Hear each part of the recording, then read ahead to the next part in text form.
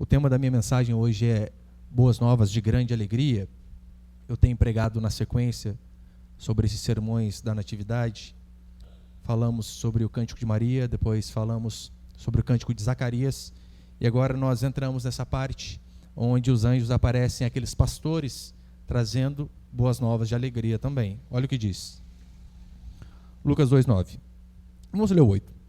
Havia naquela mesma região pastores que viviam nos campos e guardavam o seu rebanho durante a vigília da noite. E um anjo do Senhor desceu aonde eles estavam, e a glória do Senhor brilhou ao redor deles, e ficaram tomados de grande temor. Olha que interessante, só um parênteses. Via de regra na Bíblia, quando as pessoas viam um anjo, seja o apóstolo João, seja esses pastores ou qualquer outra pessoa, você via que de fato existia um temor em cada um deles. Não é igual nós costumamos ver hoje. Hoje em dia tem cristãos que são quase íntimos de anjo, que vem anjo à torta e à direito, que só faltam tirar selfie com anjo. Mas não é este o relato que nós vemos na Escritura. Verso 10. O anjo, porém, lhes disse: não temais, eis que vos trago boa nova de grande alegria, que o será para todo o povo. Guarde bem essa parte, que o será para todo o povo. É que hoje vos nasceu na cidade de Davi o Salvador, que é Cristo, o Senhor. E isto vos servirá de sinal: encontrareis uma criança envolta em faixas e deitada em manjedoura. E subitamente apareceu com um anjo uma multidão da milícia celestial, louvando a Deus e dizendo: glória a Deus nas maiores alturas e paz na terra entre os homens a quem Ele quer bem. Até aí tá bom. Olha para cá, por favor. Como eu disse nas últimas semanas, eu falei sobre a aparição do anjo a Maria. E a boa nova para Maria era essa mesma boa nova, de grande alegria, de que ela seria portadora do Filho de Deus. Zacarias foi pelo mesmo caminho. Só que o anjo disse para ele: olha, o seu filho, este irá preparar o caminho do Senhor. Ele precederá, ele será o precursor do Messias. Ou seja, o seu filho vai abrir o caminho para que o meu filho venha, para que o Filho de Deus venha. Então nós vemos Zacarias alegre, ele volta a falar, porque ele tinha ficado mudo. Vemos esse milagre, vemos ele também exaltando o nome do Senhor. E na última parte eu falei sobre qual que era a grande missão de João Batista. E a grande missão de João Batista era essa: preparar o caminho através da pregação do Evangelho. Que o Senhor vai voltar é certo. A pergunta que nós temos que sempre fazer é: e o caminho que nós estamos preparando é o caminho correto? É o caminho adequado? É o caminho que o Senhor mandou? E então aqui, os anjos aparece um anjo, depois vem toda uma milícia celestial, e aparecem a esses pastores que estavam trabalhando, que estavam ali fazendo o seu serviço. Eles não estavam orando, estavam fazendo o seu serviço. Olha para você ver que Deus, de fato, Ele não age em nossas vidas apenas quando oramos, mas age às vezes quando estamos fazendo as coisas mais normais do mundo, as coisas mais banais, como talvez cuidar do seu filho, que você acha que é algo trivial. Então, o anjo aparece e traz a eles a boa nova de grande alegria, como nós lemos aqui no verso 10. E o interessante é que ele diz: essa boa nova não é apenas para vocês, pastores que estão ouvindo. Pastores de animal ali, claro, né? Não é apenas para vocês.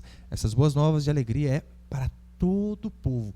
E para todo o povo significa o povo daquela época, e com certeza a mim e a você também. Tem tudo a ver conosco. Eu quero passar apenas dois princípios esta noite. Põe o primeiro ali, por favor, Vinícius. O primeiro é o seguinte: o Evangelho, ele é transcendental. Pastor, o que é transcendental? É aquilo que foge do natural. É aquilo que vai além do físico, do metafísico. É aquilo que vai além do que os nossos olhos conseguem ver, além da matemática de 2 e 2 ser 4. Transcendental, aquilo que transcende. A grande alegria do povo de Deus, através de todo o Evangelho, nós vemos, não está ligada a coisas materiais, de forma alguma. Eu não estou dizendo que Deus não nos possa abençoar materialmente e financeiramente, claro que pode. Mas a mensagem do Evangelho em si, ela não está ligada com coisas materiais, como se obter ganhos, se conquistar coisas. Eu sei que o testemunho hoje de muitos lugares, de muitos cristãos, é apenas que eu cheguei um quebrado, que eu cheguei um falido, e então, depois que eu fiz o congresso para o sucesso, o que aconteceu foi que eu prosperei, que eu cheguei pobre, agora eu tenho 2 empresas, eu tenho 3 carros, eu tenho funcionários, e eles acham que isso é o testemunho. Olha que sério. Eu vi o testemunho uma vez de uma moça, de uma senhora, nessa igreja onde enfatiza só a questão do material, de bênçãos. Tão ridículo que o pastor chegou a colocar um Camaro no meio do culto, para as pessoas tocarem a mão no carro, para dizer: a bênção vai vir sobre mim também. Ainda ligou o Camaro no meio do culto, para estimular as pessoas a conquistarem grandes coisas. Então ele está chamando várias pessoas para dar o testemunho.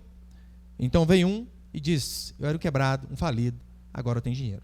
Vem o outro: eu era um quebrado, um falido, agora eu tenho um iate. Vem o outro: era um quebrado, um falido, agora eu tenho um carro importado. Daí de repente vem uma senhorinha simples, humilde, e diz assim: conta o testemunho para a gente, minha senhora. Como que a senhora chegou aqui? Olha, eu cheguei aqui falida, quebrada. E o que aconteceu? O Senhor me salvou. O Senhor perdoou os meus pecados. O sangue de Jesus me lavou de toda a sujeira. E hoje eu sou salva. E hoje eu não vou para o inferno. E o pastor disse assim: tá bom, mas conta a bênção agora. E bênção? O que você tem de bênção para contar para a gente? Você percebeu que o evangelho, hoje em dia, infelizmente, está canalizado apenas em coisas materiais?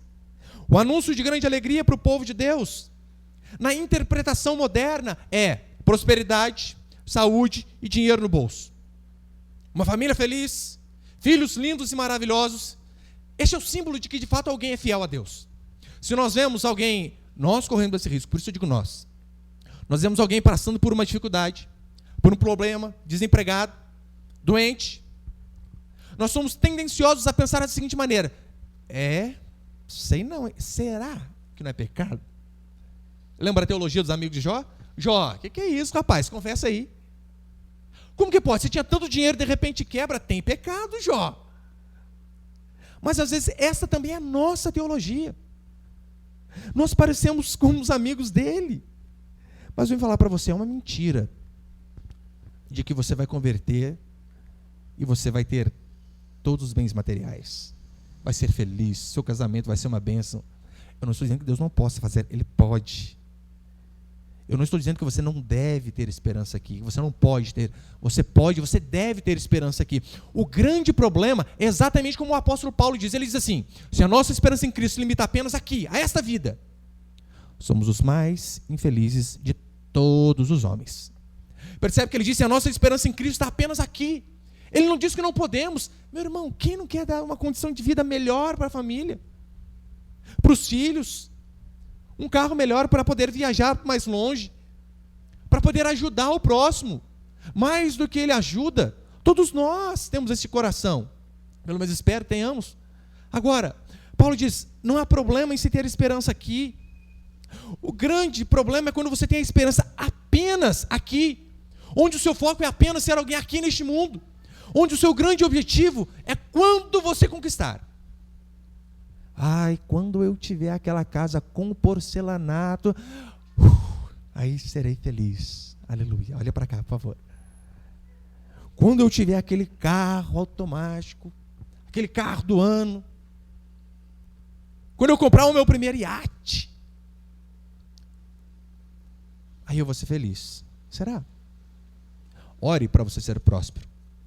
Eu oro todos os dias para que eu seja, para que vocês sejam. Sem esquecer daquilo que o apóstolo João diz: eu faço votos por tua prosperidade, assim como é próspera a tua alma. Percebe que João, ele não é como os pastores deterministas de hoje, que determina: eu determino que você vai ser cabeça, rapaz. Vai lá, põe a mão naquela empresa lá e determina que vai ser sua.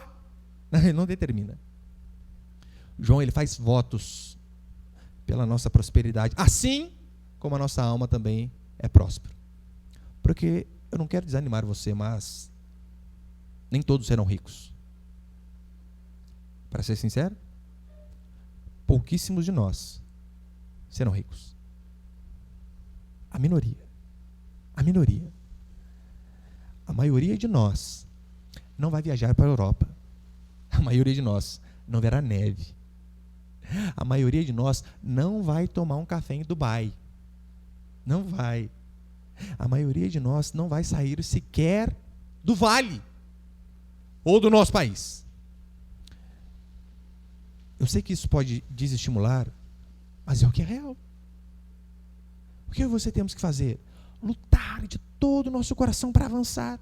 Lutar. Sem esquecer, todavia, de sermos gratos por aquilo que temos. O ser humano, ele vive infeliz porque a felicidade dele está sempre no conquistar algo. E nunca é feliz com aquilo que ele tem hoje. Aí ele está lá, ele tinha um Escort velho, 96. Ele troca de carro. Só que ele troca de carro, ele diz, nossa, mas se tivesse uma direção hidráulica pelo menos, hein? Esse calor, que falta que faz no ar-condicionado. Esquece de agradecer. O ser humano, sabe quem é, né? Fica a dica. Mas nós somos assim. Sempre devemos lutar para melhorar, sem esquecer de sermos gratos e aceitar aquilo que temos. Eu não quero desestimular você, mas a maioria dos seus sonhos você não vai conseguir conquistá-los. Você não vai conseguir ver eles, de fato, se cumprindo em sua vida. Não vai. Não vai. Jeremias, o povo de Deus está ali, prestes a ser levado como escravo para a Babilônia. Jeremias, homem de Deus, vem e diz assim, o rei da Babilônia está aí, próximo. E ele vai levar vocês. Não há alternativa. Vocês serão escravos. O que Deus manda dizer para vocês é o seguinte, coloquem o pescoço no jugo. Lembra o jugo é aquilo que usa no boi, para o boi ir arando a terra? Coloque o pescoço no jugo. O que Jeremias está dizendo é o seguinte, olha, o rei perverso está aí para levar vocês. O que vocês precisam fazer para ser felizes, sabe o que é? Aceitar. Por quê? O Senhor deu várias oportunidades a vocês durante anos. Eu sou testemunha disso. Jeremias pregou uma vida inteira, dizendo, arrependei-vos, senão a Babilônia virá e destruirá vocês. E sabe o que o povo fez? O povo não creu. Não se arrependeu através da pregação de Jeremias. Então, chegou a circunstância onde não havia mais alternativa, a não ser se render. Ou eles se rendiam e viviam como escravos, ou eles morriam. Ou seja, o caminho ruim e o caminho pior. Eles sabiam, isso aqui é o máximo que nós vamos conseguir ser aqui nessa vida, escravos. Você sabia que você saber os seus limites é libertador? Porque você não vai ficar elucubrando as coisas. Ah, mas eu posso fazer isso. Tem coisas que você não pode. Tem coisas que você não pode e você não vai conseguir. Ah, mas o outro treinou tanto. Se ele treinou, eu também posso. Através do treino conseguir. Não, tem coisas que você não vai poder. Um filho meu uma vez falou para mim que queria ser jogador de futebol. Eu falei, não vai ser. Pai, põe na escolinha, não vou pôr. Por quê? Porque você é ruim. Não dá. Você precisa ver qual outra habilidade você tem. Essa daqui não dá. Chorou, ficou triste. Mas isso é libertador, sabe por quê? Ele fica aquele negócio, ai, mas se eu treinar, e se eu conseguir? Porque o professor da escolinha falou que se eu quiser eu posso ser um mestre na vida. Mentira! Não pode! Messi é uma vez ou outra, Cristiano Ronaldo é uma vez ou outra. Agora, olha a diferença. O pastor herege, raiz, ele diz assim, se você se dedicar, se você seguir os conselhos aqui do Congresso para o Sucesso, aquela empresa vai ser sua. Você vai ter. Esse é o pastor herege, raiz, que promete dinheiro. O pastor herege, Nutella, ele diz, você pode tudo. Não há impossíveis para aqueles que creem em Deus. Por quê? Porque você é especial. Porque o dia que Deus fez você, Ele olhou, isso aqui é minha obra-prima, o centro do meu coração. O que você quiser, te darei. Você é especial demais. Acreditar nessas coisas traz angústias para a alma. Sabe uma das grandes porcarias que fizeram no ensino escolar em nosso país? A aprovação automática dos alunos. os mais antigos, ele lembra, repetia de ano, repetia.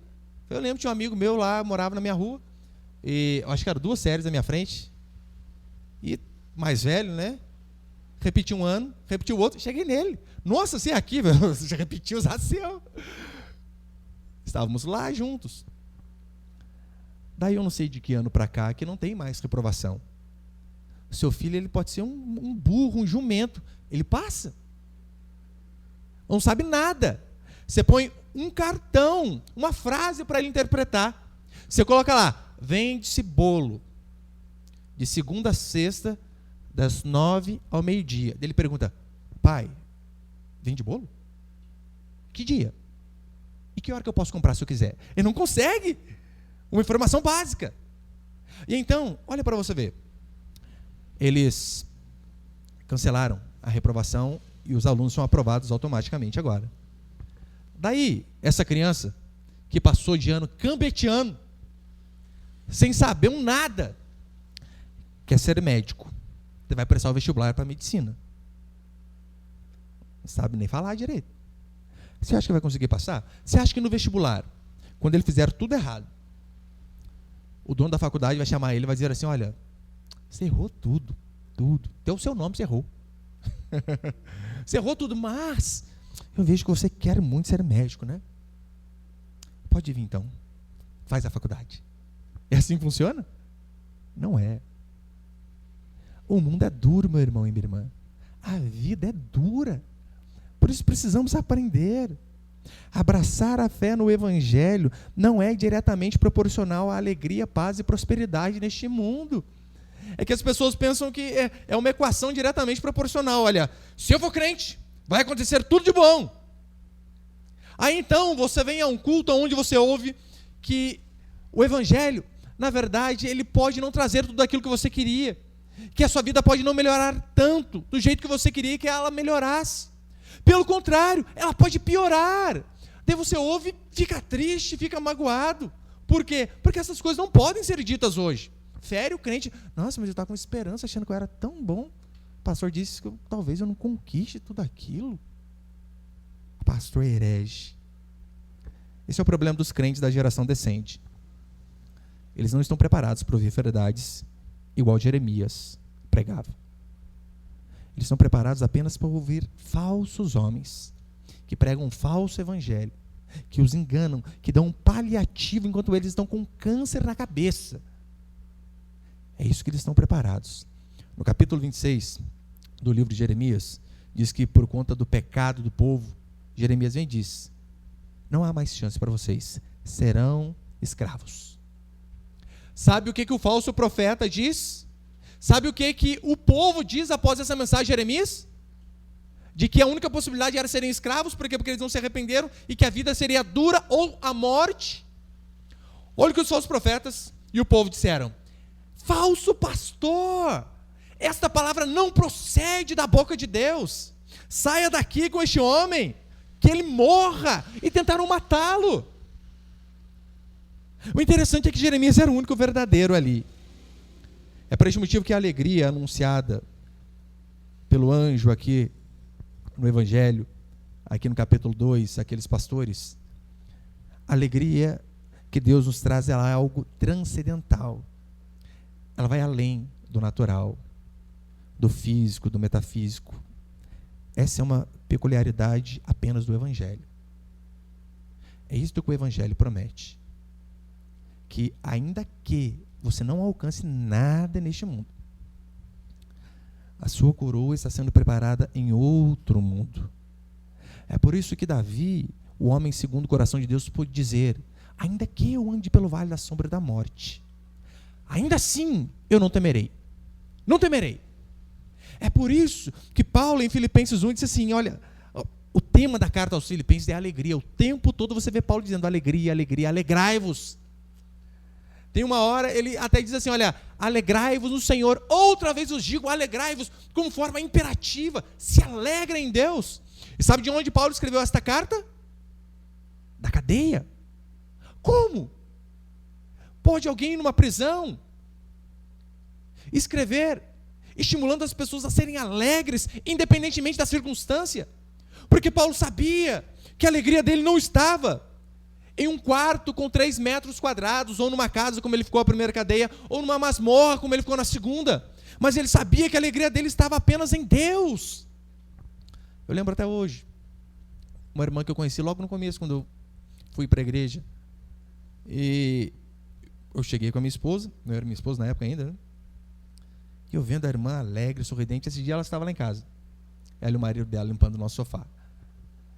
E eu estou vendo ali ela alegre, alegre, alegre. E eu ímpio de tudo, falei, esses crentes têm dinheiro, por isso que é alegre, né? Não tem outra alternativa. Quem que não fica alegre com dinheiro? Não é o nome vulgar aí do dinheiro, né? O vulgo faz-me rir. E então um dia, não sei por que cargas d'água, eu estava com alguns irmãos fazendo arrecadação de alimentos, se eu não me engano, e nós tivemos que passar na casa dessa irmã para pegá-la, para ir conosco. Eu lembro que eu cheguei, a casa dela literalmente era um lixo. Reciclagem.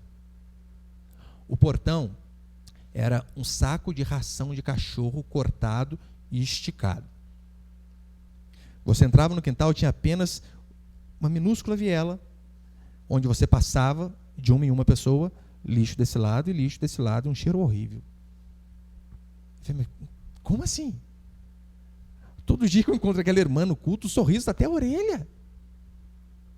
Então você vai amadurecendo e crescendo no evangelho, você percebe, é a alegria transcendental. Não está ali, na circunstância onde ela vive, mas está no Deus ao qual ela serve. É por esse motivo que a alegria de Cristo, ela vai muito além das circunstâncias. É por esse motivo que Paulo podia na cadeia dizer, alegrai-vos, outra vez vos digo, alegrai-vos. Todavia a alegria do evangelho, ela só vem depois que nós aprendemos a ver a tristeza do nosso pecado. Não há outra possibilidade. Não há como conhecermos a alegria que procede do evangelho sem antes nos entristecermos por conta do nosso pecado. É por isso que esses anjos trouxeram boas novas de grande alegria. Qual grande alegria? Salvação. Algo que transcende esse mundo natural. Salvação dos pecados. Libertação daquilo que te escraviza. O céu ao invés do inferno. Se você quer prosperar, tem uma dica para você. Acorde cedo, trabalhe duro, seja honesto e gaste menos do que você ganha. Este é o caminho para a prosperidade. Quer se casar? Faça uma academia. Chapinha. Eu falo para meus filhos lá em casa, filhos, nós não somos muito providos de beleza. A gente tem que cuidar do corpo. Eu sei que o caráter é o mais importante, mas uma barriga tanquinho também, hein? Já é algo. Então vamos fazer um exercício aí, vamos ficar fortinho. Quer casar? Cuide-se. Faça uma progressiva. Ore. Passe mais tempo orando do que se arrumando. Quer ter um bom trabalho? Ore mesmo. Sem se esquecer de se qualificar. E quando trabalhar, fazer tudo da melhor maneira possível. Este é o caminho. E o segundo princípio é o seguinte: a alegria do evangelho é o próprio Cristo. Olha o versículo 11, você pode acompanhar comigo?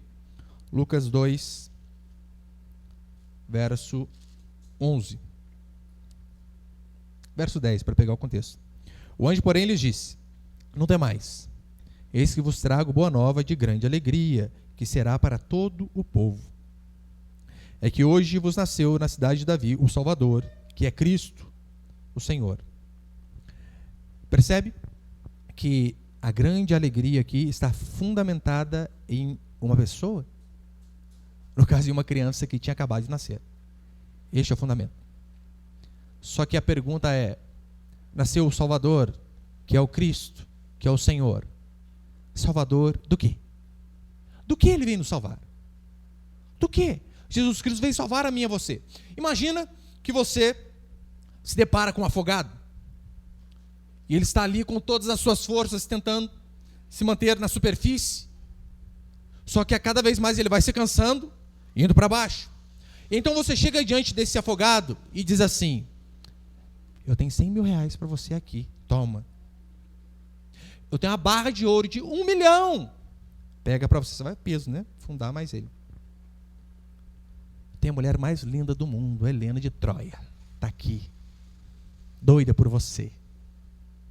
O que uma pessoa que está afogando pensa? O que ela quer? O que ela mais deseja? É ser salva do afogamento. Tem uma cena bem interessante. Lembra o Titanic, lá de 1957? Tem uma cena muito interessante. O barco está afundando. E então aquele marido, noivo da Rose, ele muito endinheirado, ele chega, ele quer comprar um lugar no bote. Na verdade ele tinha comprado, já ele deu dinheiro para o guarda e de repente foi lá, eu lembro que o negócio aí é propina, caixa 2, eu já tinha dado para você. Aquele guarda colocando mulheres e crianças primeiro, sabendo que a maioria ia morrer. A cena é interessante, que ele pega o dinheiro e taca na cara dele. O que você faz com o dinheiro, meu irmão? No meio do oceano, um gelo danado. Nada. Os judeus da época de Jesus Cristo, eles tiveram um entendimento errado sobre o que era salvação. Eles pensavam que o Messias, que é o Cristo, que é o Senhor, viria os libertar, não das amarras, das algemas do pecado, mas viria os libertar do tacão do Império Romano, porque eles estavam mais uma vez sendo escravizados. E então eles pensaram que o libertador vai vir nos livrar desses homens maus do Império Romano. Não era. Os pregadores modernos de hoje, eles dizem que Cristo veio te libertar. Sabe do quê? Da humilhação, de chegar no final de ano na sua família com aquele carro velho, barulhento. Ele veio te libertar do anonimato. Por quê? Porque Deus fez você para brilhar, estrelinha. Só pode dizer isso. Eles dizem que a grande mensagem do Evangelho, em suma, é o Senhor de fato nos livrar dessas coisas que são fúteis. Imagina o seguinte, pessoas estão indo para o inferno. Sabe o que eles oferecem com este falso evangelho? Sandal, fator 10, o mais fraquinho. Não dá nem para fazer uma proteçãozinha ali. É o máximo que eles oferecem. Agora, o que a Escritura diz é que de fato Cristo morreu para levar juntamente com Ele na cruz a minha e a sua culpa. Porque esta era a única forma de eu e você sermos salvos. Não havia outra maneira.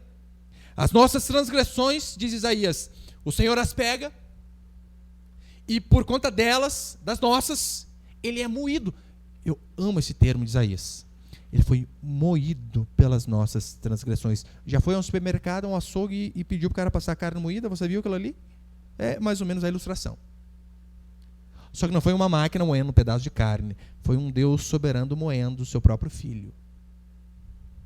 Para que os nossos pecados fossem apagados. Os nossos pecados imputados a Ele e a justiça dele imputada a nós. Esta é a mensagem do Evangelho. As demais coisas não são o Evangelho. São pseudo-evangelho. Porque este é o Evangelho de Cristo. Paulo vai dizer que Deus estava em Cristo fazendo o quê? Reconciliando com Ele. Reconciliando consigo o mundo. Em Jesus Cristo, ali naquela cruz. Ali naquela morte. Foi a forma que Deus achou de reconciliar com Ele. Nós que estávamos perdidos e caídos em nosso pecado. Hoje, por mais que não pareça, mas esta continua sendo a verdadeira mensagem do Evangelho. Cristo morrendo pelos nossos pecados, pelas nossas transgressões. Zacarias, capítulo 9, verso 9, vai dizer assim, você vai lembrar dessa passagem nos Evangelhos também. Alegra-te muito, ó filha de Sião, exulta, ó filha de Jerusalém. Eis aí te vem o teu rei, justo e salvador, humilde, montado em um jumento, num jumentinho crio de jumenta. Mas olha como que ele começa. Alegra-te muito, ó filha de Sião, exulta, vem aí o teu Salvador. Veio o Salvador. E como ele continua o texto aqui, verso 11, é que hoje vos nasceu na cidade de Davi. É interessante notar, sabe por quê? Para que esses pastores percebessem de fato o que estava acontecendo, era necessário fé, mas também era necessário entendimento, juntamente com sabedoria.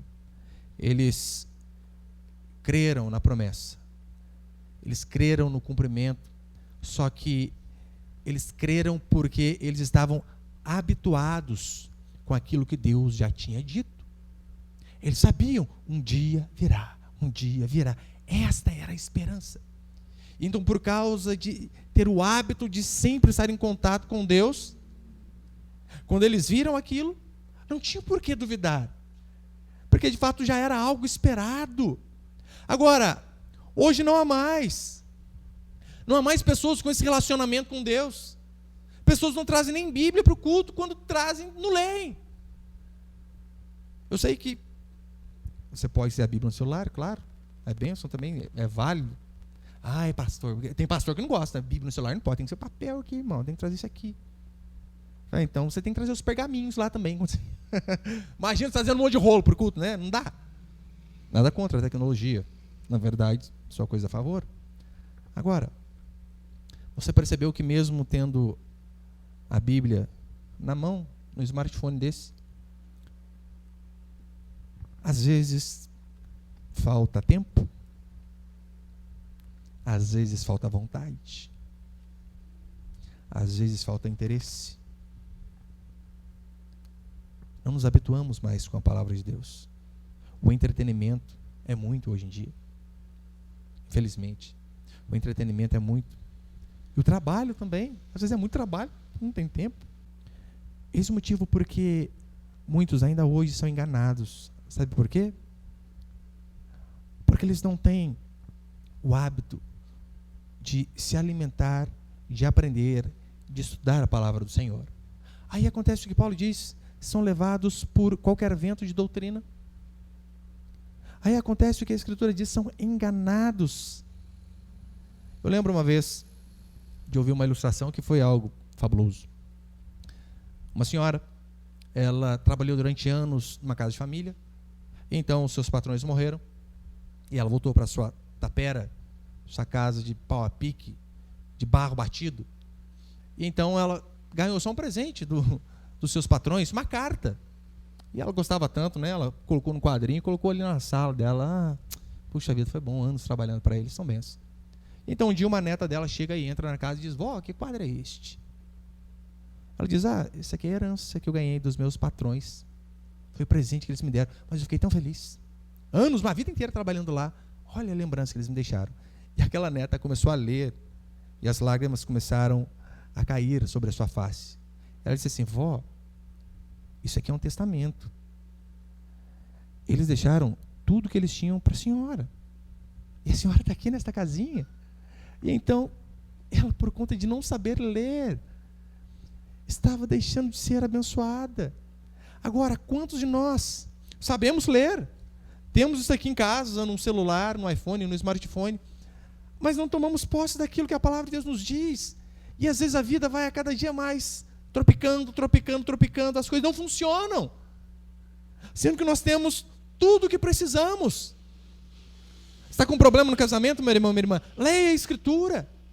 Está com dificuldade em criar os seus filhos? Leia a Escritura. Está com dificuldade em relação ao pecado? Leia a Escritura. E você vai ver que ela tudo ensina. E eu acho que tem terceira rapidinho, põe ali, por favor. E para encerrar, tudo para a glória de Deus. É o que eu tenho pregado, acho que nesses últimos domingos. No verso 13 e 14 ele vai dizer assim, acompanha comigo, Lucas 2:13. E subitamente apareceu com um anjo uma multidão da milícia celestial, louvando a Deus e dizendo, glória a Deus nas maiores alturas e paz na terra entre os homens a quem Ele quer bem. Percebe-se mais uma vez? Apareceu louvando a Deus, dizendo, os anjos, glórias a quem? A Deus. Mais uma vez, glória a Deus. Mais uma vez, a salvação é atribuída somente a Deus. Para você ver que a Bíblia, de fato, ela é muito diferente daquilo que muitos pregam. É o tempo todo dizendo que a graça de Deus é que nos salva. Maria disse isto, Zacarias, e agora, mais uma vez, os anjos dizendo nesta mensagem aos pastores, a graça está sempre em oposição aos próprios méritos. Ele diz, por quê? Para que Deus seja glorificado. Porque se a salvação tivesse a parte de Deus e a nossa parte, a glória não seria apenas de Deus. Ele teria que dar uma dividida ali comigo, com você. É por isso que ele faz. Porque dele, por meio dele e para ele são todas as coisas. Para quê? Para que a glória seja dada apenas ao Senhor. Não ofusque a glória de Deus com sua presunção, achando que você tem parte em algo, como diz Efésios 2:8. Porque pela graça sois salvos, mediante a fé. Isto, a fé que você tem, não vem de vós, não vem de obra, sabe para quê? Para que ninguém se glorie. Depois ele termina dizendo, olha, e paz na terra, entre os homens a quem ele quer bem. Olha que interessante, paz. Esse é o desejo de todo ser humano. Paz. Quem gosta de viver na guerra? A paz, seja interior ou seja literal. Quem gosta, meu irmão, de viver uma vida atribulada? Qual soldado gosta de ir para a guerra? Nenhum. Leia sobre os relatos dos pracinhas. Leia sobre a Força Expedicionária Brasileira. Você vai ver aqueles homens que defenderam o Brasil, que junto ali com os Estados Unidos, com a Inglaterra, com a França, eles lutaram contra os alemães. Você vai ver, ouça eles. E todos eles vão dizer que eles não queriam estar ali, que a guerra é horrível. Você vê companheiros morrendo do seu lado. Um dia você está com ele, às vezes horas depois já não está mais. É por este motivo que as Forças Armadas treinam exaustivamente, mas o desejo é de não utilizar esses conhecimentos. Por quê? A guerra não faz bem a ninguém. O que o ser humano busca é paz. E sem sombra de dúvida, a pior falta de paz que existe é a falta de paz interior. Este daqui é um grande problema. Este é o grande problema de muitos que estão aqui e de muitos que estão me ouvindo. Porque se o inimigo é externo, dá para acertá-lo e matá-lo. Agora, a falta de paz que o pecado traz não deixa você dormir. A falta de paz que o pecado nos traz nos incomoda constantemente. Essa semana eu vi um relato de uma mãe que se arrependeu de ter feito o aborto, mas já tinha feito. E ela em lágrimas, dizendo assim: eu ainda ouço o triturar dos seus ossos quando eu fecho os olhos para dormir. Aquele barulho, trec, trec, não sai da minha mente. Você percebeu que é isso que o pecado faz? Ele fica ali, triturando a sua mente. O tempo exterior pode ser de paz, mas quantos conseguem de fato estar em paz consigo mesmo? E esta paz só é possível quando nós estamos em paz com Deus. A sua paz, meu irmão, minha irmã, para encerrar, não está vinculada ao dia quando você conseguir fazer um cruzeiro lá para as Ilhas Maldivas. Não. A sua paz não está associada a bons empregos, a bons salários. A sua paz não está associada aos ombros de um homem, de uma mulher, fama, sucesso, companhia, conquistas. Não. A paz é uma ilusão, a menos que ela flua de Deus. Do contrário, você sempre vai viver atrás dessa busca. Isaías, para encerrar, diz assim, Isaías 48. Para os perversos, diz o meu Deus, não há paz. Percebeu que para os ímpios, para os perversos, para aqueles sem Deus, para estes não há paz. Ele não diz que não há alegria. Alegria há. Felicidade, ainda que seja momentânea, há, com certeza. Paz, a Escritura diz que jamais. Aqui na nossa tradução é um pouco mais adequado, quando diz aqui, né, e paz na terra entre os homens a quem ele quer bem, eles referindo a Deus, claro. Na tradução de Jerônimo da Vulgata Latina, no final ali do século IV, começando do século V, há um grande erro de tradução. Esse versículo 14 é traduzido assim: e paz aos homens de boa vontade. Aí começa a dar origem a noção de que Deus, ele é compassivo àqueles homens que são de bem, ou seja, a paz vem para aqueles que se esforçam, a salvação vem para aqueles que lutam, para aqueles que possuem boas qualidades, bondades. Mas isso é uma tradução errônea. O que a Escritura diz de fato que o motivo da nossa alegria, o motivo da nossa salvação, o caminho do céu, o caminho da graça de Deus, ele passa obrigatoriamente pela cruz do Calvário. Do contrário, não haverá paz para ser humano algum. Amém, meus irmãos?